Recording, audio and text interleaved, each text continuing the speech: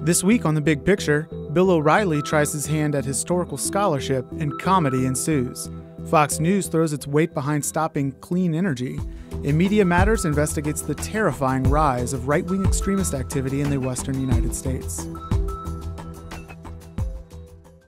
Thanks for watching. I'm Brian Powell. Bill O'Reilly has a new book out, and unlike his prior bestsellers, this one is supposed to be a serious work of historical research. But like practically everyone involved with Fox News, he doesn't seem too concerned about facts. Historical groups teed off on the book, exposing a variety of factual errors. The book says General Lee and Grant met only once. It provides the wrong date for a fire at Ford's Theater. It refers to the Oval Office before it was built. In 325 pages, there are 4 minor misstatements, all of which have been correct. There are also 2 typeset errors, one involving a date. Now, that's a pretty good record, even for nitpickers. O'Reilly's supposedly scholarly work doesn't even include notes, which is how real historians cite their sources. O'Reilly was a history major. One would think he'd know that. Media Matters' Eric Boehlert discussed O'Reilly's pseudo-history on The Ed Show. This is sort of the Fox News version of U.S. history, I guess. It's safe to say this book will not be used in any schools this year, next year, or 20 years from now. As you mentioned, the Park Service looked at it, said it doesn't pass their test. Too many errors, not enough documentation. It wasn't just the Park Service. A leading Civil War magazine just came out with a review, referred to the book as strange fiction. So, of course, the enemies are after Bill O'Reilly. Apparently, enemies are any historians who pick up the book and look at it.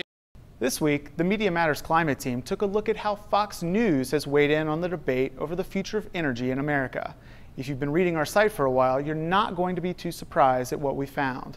Isn't green jobs the biggest hoax since the moon landing? Green energy, green jobs, it's still a boondoggle. Green energy's failing. The White House needs to just shut down the green push for good. How about increasing offshore oil production? And then the prices will go down. So why don't we start drilling here, drilling now? Why don't we drill here? Oh, taking the words right out of my mouth, Gretchen. Absolutely right. I would drill everywhere. Fox has relentlessly pushed the narrative that clean energy does not work. There used to be a consensus that America needed to wean itself off our dependence on fossil fuels, but not anymore. Fox News has led the charge against clean energy and helped tip the scales in favor of more pollution in our atmosphere and more chaos and crisis in our climate. Also this week, Media Matters investigative reporter David Holthouse unveiled a massive new 4-part expose on extremism in America. He looks at the small town of Kalispell, Montana, and what he's found will shock almost anyone.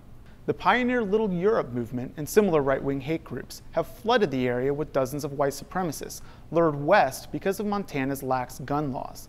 They've issued threats to perceived enemies. They've even threatened Media Matters, which they say is now under indictment for treason to the white race.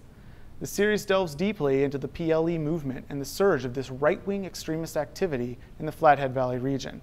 Make sure you read the whole thing at MediaMatters.org. And the author of the piece, David Holthouse, will be discussing the series on Media Matters Radio on Sirius XM Left 127 Saturday morning. But we leave you with comments from former Republican presidential candidate Pat Robertson.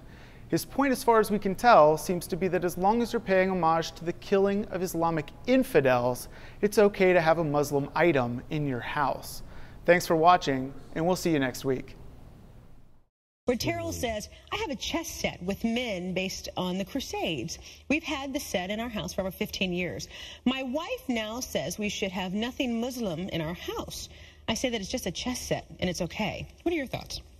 Well, I mean, if it's a crusade, the Crusaders are killing the Muslims. Yeah.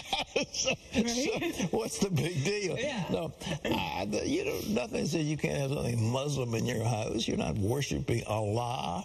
This is a clash that took place. Crusaders went to reclaim the holy places from the infidels, from the Muslims that had taken them over. So, I mean, that's historic. I don't see anything wrong with that.